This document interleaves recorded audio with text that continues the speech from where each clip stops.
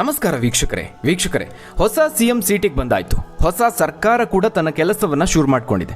ಆದರೆ ಈಗ ನಮ್ಮ ರಾಜ್ಯದ ಕೋಟಿ ಜನರ ತಲೆಯಲ್ಲಿ ಓಡ್ತಾ ಇರೋದು ಒಂದೇ ಒಂದು ಡೌಟ್. ಅದೇನಪ್ಪಾ ಅಂದ್ರೆ, ಗೃಹಲಕ್ಷ್ಮಿ ಯೋಜನೆಯ 2,000 ರೂಪಾಯಿ ದುಡ್ಡು ಇನ್ಮೇಲೆ ನಮಗೆ ಸಿಗೋದಿಲ್ವಾ? ಈ 200 ಯೂನಿಟ್ ಫ್ರೀ ಕರೆಂಟ್ ಏನಾದರೂ ಮಧ್ಯದಲ್ಲೇ ಬಂದ್ ಮಾಡ್ತಾರಾ? ಲೇಡೀಸ್ಗಿರುವಂತಹ ಫ್ರೀ ಬಸ್ ಜರ್ನಿ ಯೋಜನೆಗೆ ಏನಾದರೂ ಬ್ರೇಕ್ ಹಾಕ್ತಾರಾ? ಇದರ ಜೊತೆಗೆ ಯುವ ನಿಧಿ ಮತ್ತೆ ಅನ್ನಭಾಗ್ಯ ಸ್ಕೀಮ್ಗಳ ಕತೆ ಮುಂದೇನಾಗಬಹುದು? ಅಷ್ಟೇ ಅಲ್ಲ, ನಮ್ಮ ರಾಜ್ಯ ಸರ್ಕಾರ ಈಗ ಗೃಹಲಕ್ಷ್ಮಿ ಯೋಜನೆ ವಿಚಾರದಲ್ಲಿ ಹಿಸ್ಟ್ರಿಯಲ್ಲೇ ಯಾವತ್ತೂ ಮಾಡದಂತಹ ಒಂದು ದೊಡ್ಡ ವೆರಿಫಿಕೇಶನ್ ಮಾಡೋದಕ್ಕೆ ರೆಡಿಯಾಗಿದೆ. ನೀವೇನಾದರೂ ಈ ಒಂದು ಇಂಪಾರ್ಟೆಂಟ್ ಕೆಲಸವನ್ನ ಮಾಡದೆ ಹೋದರೆ ಬೆನಿಫಿಷಿಯರಿ ಲಿಸ್ಟಿಂದ ನಿಮ್ಮ ಹೆಸರೇ ಗಾಯಬಾಗಿ ಹೋಗುತ್ತೆ. ಆ ಚಾನ್ಸ್ ತುಂಬಾನೇ ಇದೆ. ಹಾಗಿದ್ರೆ ನಮ್ಮ ಹೊಸ ಸಿಎಂ ಆಗಿರುವಂತಹ DK ಶಿವಕುಮಾರ್ ಅವರು ಈ ಬಗ್ಗೆ ಏನ್ ಸ್ಟೇಟ್ಮೆಂಟ್ ಕೊಟ್ಟಿದ್ದಾರೆ? ಗ್ಯಾರಂಟಿ ಸ್ಕೀಮ್ಗಳು ಮುಂದೆ ಕಂಟಿನ್ಯೂ ಆಗುತ್ತಾ ಇಲ್ವಾ? ಸರ್ಕಾರ ತಂದಿರೋ ಹೊಸ ರೂಲ್ಸ್ ಏನು? ಆ ಎಲ್ಲದರ ಬಗ್ಗೆ ಕಂಪ್ಲೀಟ್ ಮಾಹಿತಿ ನೋಡೋಣ. ವೀಕ್ಷಕರೇ, ನಮ್ಮ ಕರ್ನಾಟಕ ರಾಜ್ಯ ರಾಜಕೀಯದಲ್ಲಿ ಇತ್ತೀಚೆಗೆ ಒಂದು ದೊಡ್ಡ ಮಟ್ಟದ ಚೇಂಜ್ ಆಗಿದೆ. ಹೊಸ ಚೀಫ್ ಮಿನಿಸ್ಟರ್ ಆಗಿ DK ಶಿವಕುಮಾರ್ ಅವರು ಆಲ್ರೆಡಿ ಅಧಿಕಾರವನ್ನು ಕೈಗೆತ್ತಿಕೊಂಡಿದ್ದಾರೆ. ಸಿಎಂ ಬದಲಾವಣೆ ಆಗ್ತಿದ್ದ ಹಾಗೆ ಸೋಷಿಯಲ್ ಮೀಡಿಯಾದಲ್ಲಿ ಬೇರೆ ಸುದ್ದಿಗಳು ಸಿಕ್ಕಾಪಟ್ಟೆ ವೈರಲ್ ಆಗೋದಕ್ಕೆ ಶುರುವಾಗಿದೆ. ನಾನು ಸಹ ಮೊಬೈಲ್ನಲ್ಲಿ ಸಾಕಷ್ಟು ವಿಷಯಗಳನ್ನು ಅಬ್ಸರ್ವ್ ಮಾಡಿದೆ. ಗೃಹಲಕ್ಷ್ಮಿ ದುಡ್ಡು ಇನ್ಮೇಲೆ ಬರಲ್ವಂತೆ, ಶಕ್ತಿ ಯೋಜನೆ ಕಂಪ್ಲೀಟ್ ಆಗಿ ಬಂದ್ ಮಾಡ್ತಾರಂತೆ, ಉಚಿತ ಕರೆಂಟ್ ಇನ್ಮೇಲೆ ಸಿಗೋದಿಲ್ವಂತೆ, ಹೊಸ ಸರ್ಕಾರ ಬಂದಿರೋದ್ರಿಂದ ಹೊಸ ಗೈಡ್ಲೈನ್ಸ್ ತರ್ತಾರಂತೆ. ಈ ರೀತಿಯಾಗಿ ಬೇರೆ ಮಾತುಗಳು ಎಲ್ಲ ಕಡೆಯಿಂದ ಕೇಳಿ ಬರ್ತಾ ಇದೆ. ಆದರೆ ರಿಯಾಲಿಟಿನಲ್ಲಿ ಸರ್ಕಾರ ಏನು ಮಾಡೋದಕ್ಕೆ ಹೊರಟಿದೆ ಹಾಗಾದರೆ? ಮೊದಲನೇದಾಗಿ ಒಂದು ವಿಷಯನ ನಿಮಗೆ ಕ್ಲಿಯರ್ ಮಾಡ್ತೀನಿ ಕೇಳಿ. ವೀಕ್ಷಕರೇ, ಹೊಸ ಸಿಎಂ ಆಗಿರುವಂತಹ DK ಶಿವಕುಮಾರ್ ಅವರು ಆಫೀಸರ್ಸ್ಗಳ ಜೊತೆಯಲ್ಲಿ ಮೀಟಿಂಗ್ ಮಾಡುವಂತಹ ಸಂದರ್ಭದಲ್ಲಿ ಹಾಗೆ ಮೀಡಿಯಾದವರ ಜೊತೆಗೆ ಮಾತನಾಡುವಂತಹ ಸಂದರ್ಭದಲ್ಲಿ ಈ ಬಗ್ಗೆ ಒಂದು ಕರೆಕ್ಟ್ ಆದಂತಹ ಕ್ಲಾರಿಟಿಯನ್ನು ಕೊಟ್ಟಿದ್ದಾರೆ. ಅಂದರೆ ಸೀನಿಯರ್ ಆಫೀಸರ್ಸ್ ಅಧಿಕಾರಿಗಳ ಜೊತೆಗೆ ನಿನ್ನೆ ಮೊದಲನೇ ಮೀಟಿಂಗ್ ನಡೆದಿತ್ತು. ವಿಧಾನಸೌಧದ ಕಾನ್ಫರೆನ್ಸ್ ಹಾಲ್ನಲ್ಲಿ ಈ ಮೀಟಿಂಗ್ ಆಗಿತ್ತು. ಸೊ ಆ ಮೀಟಿಂಗ್ನಲ್ಲಿ ಅವರು ಏನು ಹೇಳಿದ್ದಾರೆ ಅನ್ನೋದನ್ನು ನಾನೀಗ ನಿಮಗೆ ಹೇಳ್ತೀನಿ ಕೇಳಿ. ಗ್ಯಾರಂಟಿ ಯೋಜನೆಗಳನ್ನು ಯಾವುದೇ ಕಾರಣಕ್ಕೂ ಸ್ಟಾಪ್ ಮಾಡೋ ಪ್ರಶ್ನೆಯೇ ಇಲ್ಲ. ಸರ್ಕಾರದ 5 ಗ್ಯಾರಂಟಿ ಸ್ಕೀಮ್ಗಳು ಖಂಡಿತವಾಗಿಯೂ ಕಂಟಿನ್ಯೂ ಆಗುತ್ತೆ ಅನ್ನುವಂತಹ ಒಂದು ಪ್ರಮುಖ ವಿಷಯವನ್ನು ಅವರು ಸ್ಪಷ್ಟಪಡಿಸಿದ್ದಾರೆ. ಆದರೆ ಇಲ್ಲೊಂದು ಸಣ್ಣ ಟ್ವಿಸ್ಟ್ ಇದೆ. ಅದೇನಪ್ಪ ಅಂತ ಹೇಳಿದ್ರೆ ವೀಕ್ಷಕರೇ, ಯೋಜನೆಗಳು ಮುಂದುವರಿಯೋದೇನೋ ನಿಜಾನೇ, ಆದರೆ ಯಾರೆಲ್ಲ ಇದಕ್ಕೆ ಅರ್ಹರಲ್ವೋ ಅಂತಹವರನ್ನು ಲಿಸ್ಟ್ನಿಂದಲೇ ಹೊರಗಡೆ ಹಾಕುವ ದೊಡ್ಡ ಪ್ರೋಸೆಸ್ ಇನ್ಮೇಲೆ ಶುರುವಾಗುತ್ತೆ. ಹಾಗಾದರೆ ಒಂದೊಂದೇ ಯೋಜನೆ ಬಗ್ಗೆ ಡೀಟೇಲ್ ಆಗಿ ನೋಡ್ತಾ ಹೋಗೋಣ. ನೀವು ಈ ತಕ್ಷಣಕ್ಕೆ ಏನು ಮಾಡಬೇಕು?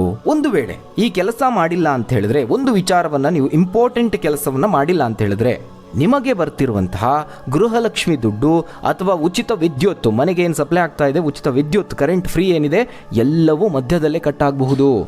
ನಮ್ಮ ಸಾಕಷ್ಟು ಜನ ವೀಕ್ಷಕರು ತುಂಬ ಜನ ಕೇಳ್ತಾ ಇರೋದೇನಪ್ಪ ಅಂದರೆ, ಗೃಹಲಕ್ಷ್ಮಿ ದುಡ್ಡು ಏನಾದರೂ ಇನ್ಮೇಲೆ ನಿಂತು ಹೋಗುತ್ತಾ, ಇದರ ಲೇಟೆಸ್ಟ್ ಅಪ್ಡೇಟ್ ಏನು ಅಂತ ಕೇಳ್ತಾ ಇದ್ದೀರಿ. ಸೊ ಅದಕ್ಕೋಸ್ಕರ ಮೊದಲನೇದಾಗಿ ನಾವು ಗೃಹಲಕ್ಷ್ಮಿ ಯೋಜನೆ ಬಗ್ಗೆ ಮಾತಾಡೋಣ.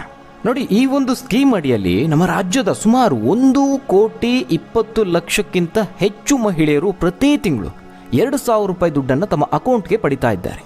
ಸೊ ಸಿಎಂ ಚೇಂಜ್ ಆದಮೇಲಂತೂ ತುಂಬ ಜನ ಕೇಳ್ತಾ ಇರೋದು, ನಮ್ಮ ಕಮೆಂಟ್ ಬಾಕ್ಸ್ನಲ್ಲಾಗಿರ್ಬೋದು, ಸೋಷಿಯಲ್ ಮೀಡಿಯಾ ಬೇರೆ ಸೋಷಿಯಲ್ ಮೀಡಿಯಾ ಪ್ಲಾಟ್ಫಾರ್ಮ್ಗಳಲ್ಲಾಗಿರ್ಬೋದು, ಒಂದೇ ಒಂದು ಡೌಟ್ ಏನು ವ್ಯಕ್ತಪಡಿಸ್ತಾ ಇದ್ದಾರೆ ಅಂತ ಹೇಳಿದ್ರೆ, 2,000 ರೂಪಾಯಿ ಇನ್ನು ಮುಂದೆ ಸಿಗೋದಿಲ್ವಾ ಅಂತ. ಇದಕ್ಕೆ ಈಗ ಹೊಸ ಸರ್ಕಾರದ ಕಡೆಯಿಂದ ಸಿಗ್ತಾ ಇರುವಂತಹ ಅಫಿಷಿಯಲ್ ಆನ್ಸರ್ ಏನು ಗೊತ್ತಾ?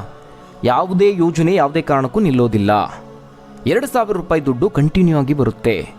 ಆದರೆ ಈಗ ಗೌರ್ಮೆಂಟ್ ಕಣ್ಣು ಬೇರೆ ಕಡೆಗೆ ಬಿದ್ದಿದೆ. ಯಾಕಂದರೆ ಈ ವೆರಿಫಿಕೇಷನ್ ಮಾಡುವಾಗ ಕೆಲವೊಂದು ಶಾಕಿಂಗ್ ಸಂಗತಿಗಳು ಬೆಳಕಿಗೆ ಬಂದಿದೆ.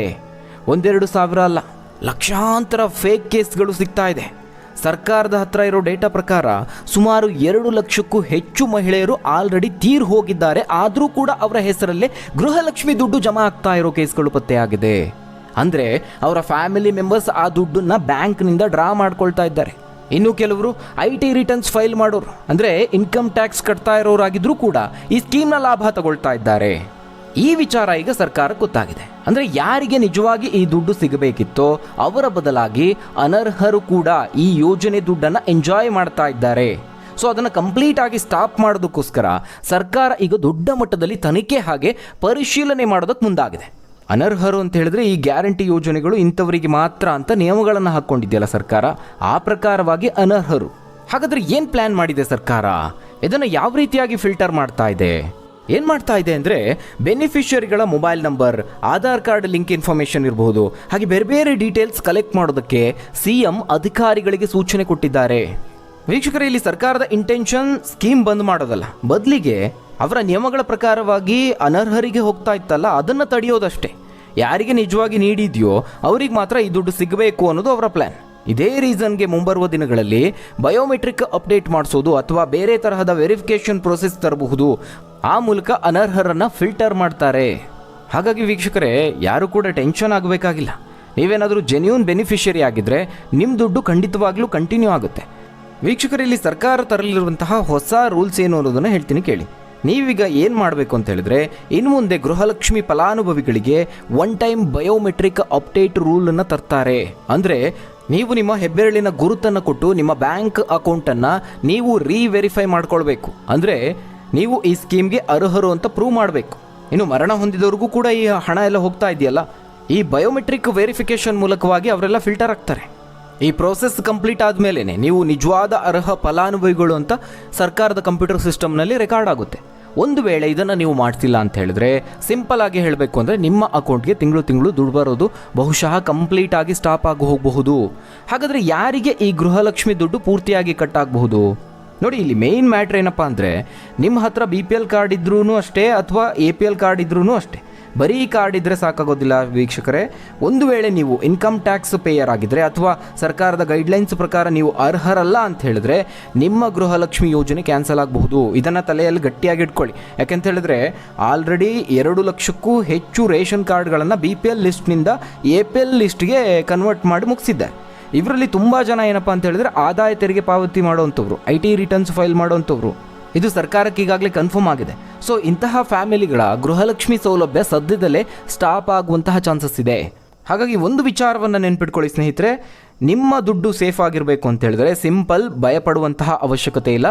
ನಿಮ್ಮ ಹತ್ತಿರ ಇರುವಂತಹ, ನಿಮ್ಮ ಮನೆಗೆ ಹತ್ತಿರ ಇರುವಂತಹ ಕರ್ನಾಟಕವನ್ನಾಗಿರ್ಬೋದು, ಬೆಂಗಳೂರನ್ನು ಅಥವಾ ಗ್ರಾಮ 1 ಸೆಂಟರ್ಗೆ ವಿಸಿಟ್ ಮಾಡಿ ನಿಮ್ಮ ಆಧಾರ್ ಕಾರ್ಡನ್ನು ಕಡ್ಡಾಯವಾಗಿ ಜೊತೆಯಲ್ಲಿ ತೆಗೆದುಕೊಂಡು ಹೋಗಿ. ಅದರ ಜೊತೆಗೆ ನಿಮ್ಮ ಆಧಾರ್ ಕಾರ್ಡ್ ಯಾವ ಮೊಬೈಲ್ ನಂಬರ್ಗೆ ಲಿಂಕ್ ಆಗಿದೆಯೋ ಆ ಮೊಬೈಲ್ ಫೋನನ್ನು ಕೂಡ ನಿಮ್ಮ ಹತ್ರ ಇರಬೇಕಾಗುತ್ತೆ. ಅಲ್ಲಿಗೆ ತಗೊಂಡು ಹೋಗಬೇಕು. ಅಲ್ಲಿ ಬಯೋಮೆಟ್ರಿಕ್ ಕೊಟ್ಟು ನಿಮ್ಮ ಅಕೌಂಟ್ ಅಪ್ಡೇಟ್ ಮಾಡ್ಕೋಬೇಕು. ಆದರೆ ವೀಕ್ಷಕರೇ, ವಿಚಾರ ಏನಪ್ಪ ಅಂತ ಹೇಳಿದ್ರೆ, ಈ ಬಯೋಮೆಟ್ರಿಕ್ ಅಪ್ಡೇಟ್ ಮಾಡುವಂತಹ ಪ್ರೋಸೆಸ್ ಇನ್ನೂ ಕೂಡ ಅಫಿಷಿಯಲ್ ಆಗಿ ಸ್ಟಾರ್ಟ್ ಆಗಿಲ್ಲ. ಯಾವಾಗ ಸರ್ಕಾರದ ಕಡೆಯಿಂದ ಒಂದು ಪ್ರಾಪರ್ ನೋಟಿಫಿಕೇಶನ್ ಬರುತ್ತೋ ಆಗ ನೀವು ಗ್ರಾಮ 1 ಅಥವಾ ಬೆಂಗಳೂರು 1ಗೆ ಹೋಗಿ ನಿಮ್ಮ ಆಧಾರ್ ಕಾರ್ಡ್ ಹಾಗೆ ಬಯೋಮೆಟ್ರಿಕ್ ಪ್ರೋಸೆಸ್ ಏನಿದೆಯೋ ಅದನ್ನು ಕಂಪ್ಲೀಟ್ ಮಾಡ್ಕೊಳ್ಬೇಕಾಗುತ್ತೆ. ಇನ್ನು ವೀಕ್ಷಕರೇ, ಮುಂದಿನ ಇಂಪಾರ್ಟೆಂಟ್ ಅಪ್ಡೇಟ್ ಏನು ಅನ್ನೋದನ್ನು ನೋಡೋಣ. ಈ 2ನೇ ಅಪ್ಡೇಟ್ ಏನಪ್ಪ ಅಂದರೆ, ಗೃಹ ಜ್ಯೋತಿ 200 ಯೂನಿಟ್ ಫ್ರೀ ಕರೆಂಟ್ ಕತೆ ಏನಾಗುತ್ತೆ ಅನ್ನೋದ್ರ ಬಗ್ಗೆ. ಇದರ ಬಗ್ಗೆ ಕೂಡ ಹೊಸ CM ಒಂದು ಮೇಜರ್ ಮ್ಯಾಟರನ್ನು ಮಾತನಾಡಿದ್ದಾರೆ. ಗೃಹ ಜ್ಯೋತಿ ಅಂದರೆ ನಮಗೆ ತಿಂಗಳಿಗೆ 200 ಯೂನಿಟ್ವರೆಗೂ ಫ್ರೀ ಕರೆಂಟ್ ಸಿಗ್ತಾ ಇತ್ತಲ್ವಾ, ಇದ್ರ ಬಗ್ಗೆ ಜನರಲ್ಲಿ ಸಿಕ್ಕಾಪಟ್ಟೆ ಕನ್ಫ್ಯೂಷನ್ ಕ್ರಿಯೇಟ್ ಆಗಿದೆ. ಹೊಸ CM ಬಂದಿದ್ದಾರಲ್ವಾ, ಈಗೇನಾದರೂ ಅವರು ಫ್ರೀ ಕರೆಂಟ್ ಸ್ಕೀಮನ್ನು ಬಂದ್ ಮಾಡ್ತಾರಾ? CM ಈ ಬಗ್ಗೆ ಏನು ಹೇಳಿದ್ದಾರೆ? ಯೋಜನೆ ಮುಂದೆ ಕಂಟಿನ್ಯೂ ಆಗುತ್ತೋ ಇಲ್ವೋ? ವೀಕ್ಷಕರೇ, ಗೃಹ ಜ್ಯೋತಿ ಸ್ಕೀಮ್ಗೆ ಸಂಬಂಧಪಟ್ಟ ಹಾಗೆಯೂ ಕೂಡ ಹಲವು ಮಿಸ್ಯೂಸ್ ಆಗಿರೋ ಕೇಸ್ಗಳು ಸರ್ಕಾರದ ಗಮನಕ್ಕೆ ಬಂದಿದೆಯಂತೆ. ಎಕ್ಸಾಂಪಲ್ ಹೇಳಬೇಕು ಅಂದರೆ, ಕೆಲವರು ತಮ್ಮ ಸ್ವಂತ ಮನೆ ಬಳಕೆಗೆ ತಗೊಂಡಿರುವಂತಹ ಉಚಿತ ವಿದ್ಯುತ್ತನ್ನು ಕಮರ್ಷಿಯಲ್ ಪರ್ಪಸ್ಗೆ ಅಂದರೆ ಬಿಸ್ನೆಸ್ ಉದ್ದೇಶಕ್ಕೆ ಮಿಸ್ಯೂಸ್ ಮಾಡ್ಕೊಳ್ತಾ ಇದ್ದಾರೆ ಅನ್ನೋದು ಸರ್ಕಾರಕ್ಕೆ ಗೊತ್ತಾಗಿದೆ. ಇನ್ನು ಸೆಕೆಂಡ್ ಪಾಯಿಂಟ್ ಏನಪ್ಪ ಅಂದರೆ, ಕೆಲವೊಬ್ಬರ ಹೆಸರಲ್ಲಿ 1 ಅಲ್ಲ 2 ಅಲ್ಲ ಬರೋಬ್ಬರಿ 5 ರಿಂದ 6 ಕರೆಂಟ್ ಮೀಟರ್ಗಳು ಪತ್ತೆಯಾಗಿದೆ. ಸೊ ಈ ತರಹದ ಫ್ರಾಡ್ ಕೇಸ್ಗಳನ್ನು ಪತ್ತೆ ಹಚ್ಚೋದಕ್ಕೋಸ್ಕರನೇ ಸರ್ಕಾರ ಈಗ ಕಂಪ್ಲೀಟ್ ಡೇಟಾ ಕಲೆಕ್ಟ್ ಮಾಡೋದಕ್ಕೆ ರೆಡಿಯಾಗಿದೆ. ಅಂದರೆ ವೀಕ್ಷಕರೇ, ಈ 200 ಯೂನಿಟ್ ಫ್ರೀ ಕರೆಂಟ್ ಯೋಜನೆ ಬಂದಾಗೋದಿಲ್ಲ. ಆದರೆ ಯಾರು ನಿಜವಾಗಿಯೂ ಇದಕ್ಕೆ ಅರ್ಹರಿದ್ದಾರೋ ಅವರಿಗೆ ಮಾತ್ರ ಸಿಗಬೇಕು ಅನ್ನೋ ಕಾರಣಕ್ಕೆ ಇನ್ಮೇಲೆ ಸ್ಟ್ರಿಕ್ಟ್ ವೆರಿಫಿಕೇಶನ್ ಸ್ಟಾರ್ಟ್ ಆಗುತ್ತೆ. ಇದು ಇವತ್ತಿನ 2ನೇ ಮೇಜರ್ ಅಪ್ಡೇಟ್. ಇನ್ನು 3ನೇ ಮುಖ್ಯ ವಿಚಾರವನ್ನು ಗಮನಿಸೋದಾದರೆ, ಶಕ್ತಿ ಯೋಜನೆ, ಮಹಿಳೆಯರಿಗೋಸ್ಕರ ಇರುವಂತಹ ಫ್ರೀ ಬಸ್ ಪ್ರಯಾಣ ಏನಾದರೂ ಸ್ಟಾಪ್ ಆಗುತ್ತಾ? ಇದರ ಮಧ್ಯೆ ಗಂಡಸರಿಗೂ ಕೂಡ ಫ್ರೀ ಬಸ್ ಪ್ರಯಾಣ ಕೊಡಬೇಕು ಅನ್ನೋ ಚರ್ಚೆಗಳು ನಡೀತಾ ಇದೆ. ಇವಾಗ ಮಹಿಳೆಯರಿಗೆ ತುಂಬಾ ಹೆಲ್ಪ್ ಆಗಿರುವಂತಹ ಈ ಶಕ್ತಿ ಯೋಜನೆ ಮುಖಾಂತರ ಎವ್ರಿ ಡೇ ಅಂದರೆ ಪ್ರತಿದಿನ ಲಕ್ಷಾಂತರ ಲೇಡೀಸ್ ಈ ಸರ್ಕಾರಿ ಬಸ್ಗಳಲ್ಲಿ ಫ್ರೀಯಾಗಿ ಓಡಾಡ್ತಾ ಇದ್ದಾರೆ. CM ಬದಲಾವಣೆ ಆದಮೇಲೆ ತುಂಬ ಜನ ಕೇಳ್ತಾ ಇರೋದೇನಪ್ಪ ಅಂದರೆ, ಇನ್ನು ಮುಂದೆ ಬಸ್ ಹತ್ತಿದ್ರೆ ಕಾಸು ಕೊಟ್ಟು ಟಿಕೆಟ್ ತಗೋಬೇಕಾ ಅಂತ. ಇದಕ್ಕೆ ಕರೆಕ್ಟ್ ಆನ್ಸರ್ ಏನಪ್ಪ ಅಂತ ಹೇಳಿದ್ರೆ, ಶಕ್ತಿ ಯೋಜನೆ ಖಂಡಿತವಾಗಿಯೂ ಕಂಟಿನ್ಯೂ ಆಗುತ್ತೆ. ಸರ್ಕಾರ ಯಾವುದೇ ಸಿಚುವೇಶನಲ್ಲೂ ಈ ಸ್ಕೀಮ್ ನಿಲ್ಲಿಸೋ ಬಗ್ಗೆ ಎಲ್ಲೂ ಕೂಡ ಅಧಿಕೃತವಾಗಿ ಹೇಳಿಲ್ಲ. ಅದರ ಬದಲಿಗೆ ಏನಾಗುತ್ತೆ, ನಿಜವಾದ ಫಲಾನುಭವಿಗಳಿಗೆ ಈ ಸ್ಕೀಮ್ನ ಲಾಭ ಸಿಗಬೇಕು, ನಿಜವಾದ ಫಲಾನುಭವಿಗಳು ಇನ್ಫಾರ್ಮೇಷನ್ ಏನಿದೆ ಅದು ಕರೆಕ್ಟ್ ಆಗಿರಬೇಕು ಅನ್ನೋ ಉದ್ದೇಶಕ್ಕೆ ಈ ಡೇಟಾವನ್ನು ಅಪ್ಡೇಟ್ ಮಾಡ್ತಾ ಇದ್ದಾರಷ್ಟೇ. ಹಾಗಾಗಿ ಮಹಿಳೆಯರು ಈ ಮ್ಯಾಟರ್ನಲ್ಲಿ ಯಾವುದೇ ಕಾರಣಕ್ಕೂ ಟೆನ್ಷನ್ ತಗೋಬೇಡಿ. ಬಸ್ ಯೋಜನೆ ನಿಲ್ಲೋದಿಲ್ಲ, ಚೇಂಜ್ ಆಗೋದಿಲ್ಲ. ಇನ್ನು 4ನೇ ಅಪ್ಡೇಟನ್ನು ನೋಡೋದಾದರೆ ಯುವನಿಧಿ ಸ್ಕೀಮ್.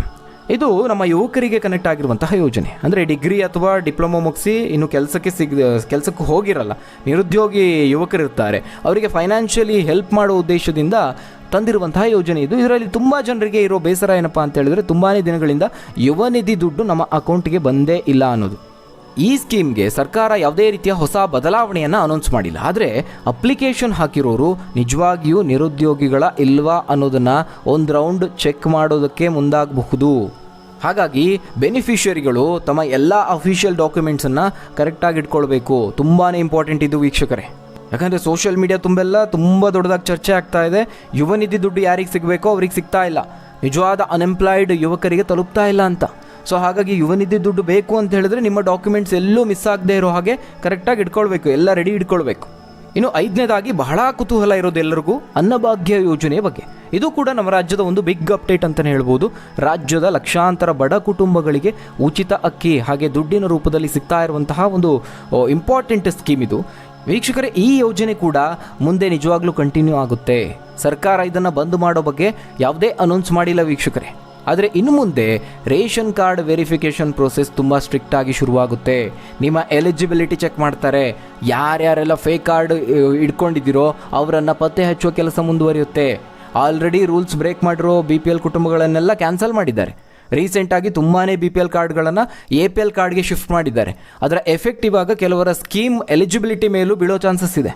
ಸೊ ನಿಮ್ಮ ಹತ್ರ ಏನಾದರೂ BPL ಕಾರ್ಡ್ ಇದ್ದರೆ, ನಿಮ್ಮ ಹೆಸರಲ್ಲಿ ಸ್ವಂತ ಕಾರ್ ಇತ್ತಪ್ಪ ಅಥವಾ ಜಮೀನಿದೆ, ಇಲ್ಲ ನೀವು ಇನ್ಕಮ್ ಟ್ಯಾಕ್ಸ್ ಫೈಲ್ ಮಾಡ್ತಾ ಇದ್ದೀರಾ, ಇನ್ಕಮ್ ಟ್ಯಾಕ್ಸ್ ಕಟ್ತಾ ಇದ್ದೀರಾ ಅಂತ ಹುಷಾರಾಗಿ ಎಲ್ಲದನ್ನು ಚೆಕ್ ಮಾಡ್ಕೊಳ್ಬೇಕು. ಇಲ್ಲದೇ ಇದ್ದರೆ ನಿಮ್ಮ BPL ಕಾರ್ಡ್ ರದ್ದಾಗಬಹುದು.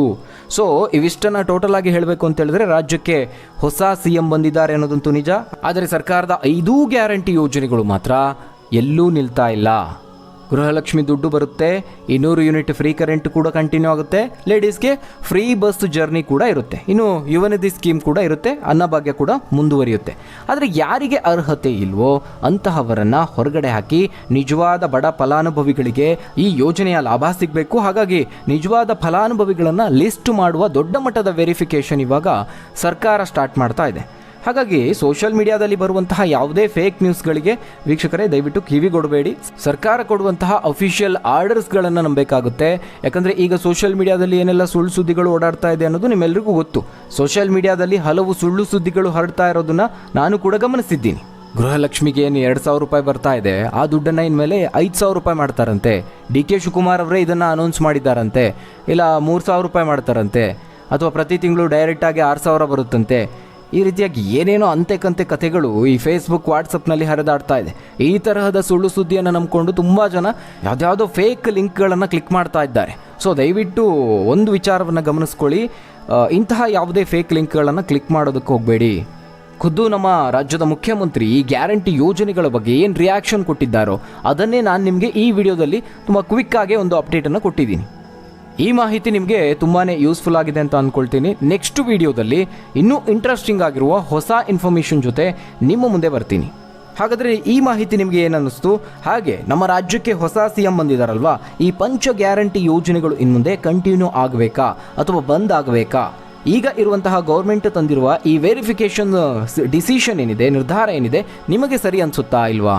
ಹಾಗೆ ಈ ತಿಂಗಳು ಮಹಿಳೆಯರಾಗಿದ್ದರೆ ನೀವು ಗೃಹಲಕ್ಷ್ಮಿ 2,000 ರೂಪಾಯಿ ದುಡ್ಡು ನಿಮ್ಮ ಅಕೌಂಟ್ಗೆ ಬಂತಾ ಇಲ್ವಾ ಅನ್ನೋದನ್ನು ಕೆಳಗಡೆ ಇರುವ ಕಮೆಂಟ್ ಬಾಕ್ಸ್ನಲ್ಲಿ ಮರೀದೆ ಕಮೆಂಟ್ ಮಾಡಿ ತಿಳಿಸಿ.